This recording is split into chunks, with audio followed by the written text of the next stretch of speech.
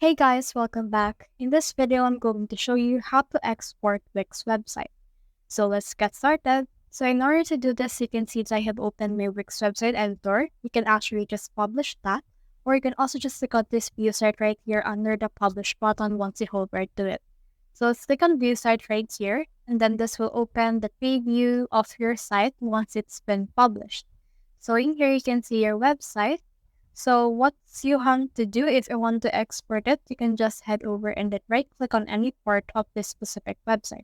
Like for example, let's just right click on this and then click on save as. You can also just use Control S, and then from in there you can file or save this as a file of HTML, single file, a complete. So for this one, let's use complete, then click on save.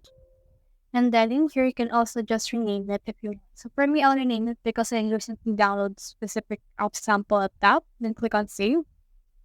And then as you can see right here, it will be downloaded here.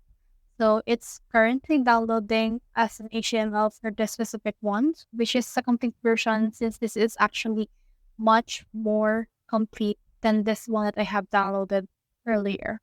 So you can just head over and then complete downloading it, and when you want to open it, you can see that your website will load in the specific HTML that you have downloaded.